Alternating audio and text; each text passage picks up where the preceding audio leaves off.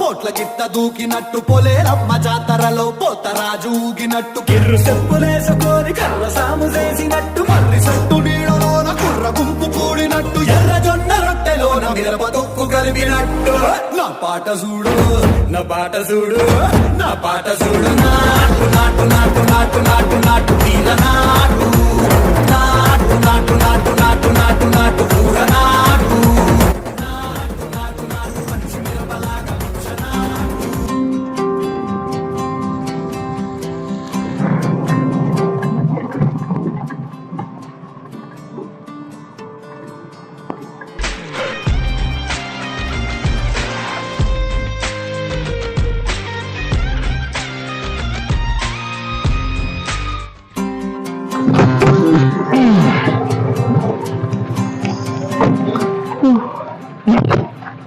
బాబాయ్ జాగ్రత్త, అక్కడ సీసా పగిలింది.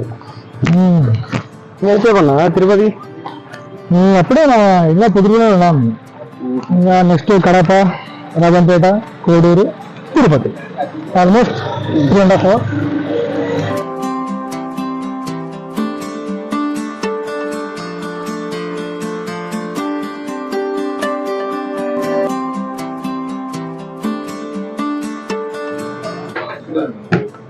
డాడీ, కిషోర్ అన్న వాళ్ళు ఉండేది ఇక్కడే కదా, ఒకసారి కలిసి వెళ్దామా?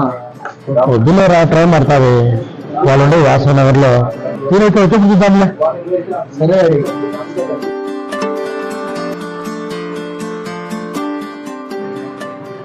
సార్ బిల్ ఎంత? 50 సార్. Keep the change.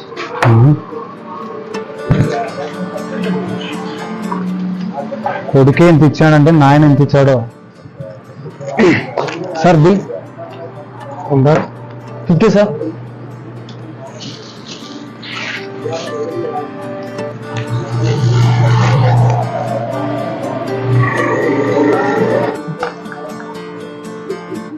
ఏంది, ఏమైంది? నోట్ ఏమైనా తిరిగిందా?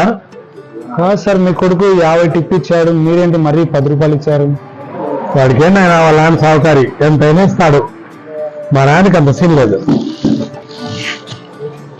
ఈ పిల్లనాయలకు లెక్క విలువ ఇప్పుడు తెలుస్తుందో ఏమో.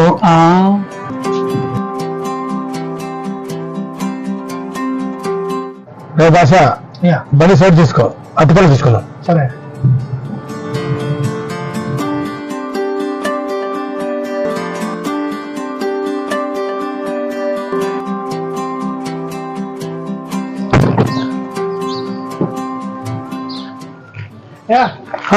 అట్టా పోయారు సార్.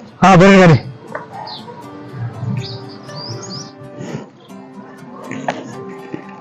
కానీ సార్ రండి. ఫ్రెష్ సరుకు 2 బాక్స్ లేకున్నా, 1 బాక్స్ మిగిలింది. ఏమైనా తీసుకున్నావు? 40 రూపాయలు సార్ డజను. సరే 3 డజన్లు తీసుకుంటాను, 100 రూపాయలు చేసుకో. మంచి సరుకు సార్, 110 ఇవ్వండి సార్. ఏం కాదులే, కానీ కానీ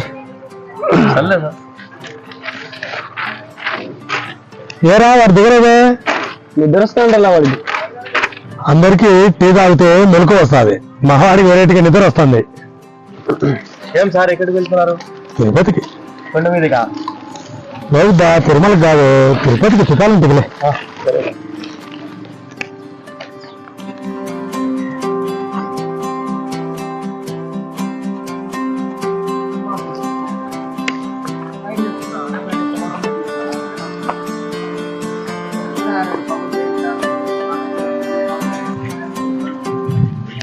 ఏంది బాబాయ్ నువ్వు మరి 10-20 చీప్ బేరం ఆడుతుంటా?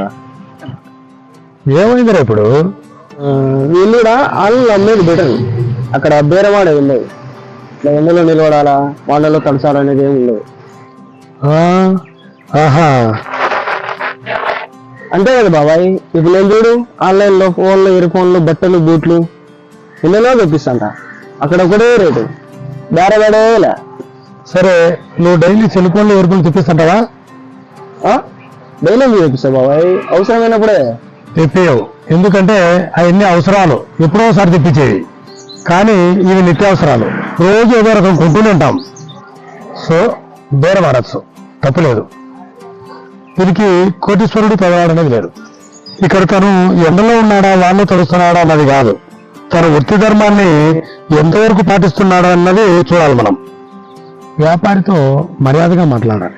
మరి అర్థం పర్థం లేకుండా అన్యాయంగా 10 రూపాయల వస్తువును రూపాయికో 2 రూపాయలు కలగడం తప్పు. మనం అడిగిన దాంట్లో అర్థం ఉంది కాబట్టి అది ఎక్కడికి పోతున్నారు, తిరుపతిగా కొండపైకా అని సరదాగా మాట్లాడుతున్నాడు అంటే దాని అర్థం ఈ సాటిస్ఫైడ్ అన్నమాట. అయ్యా పారా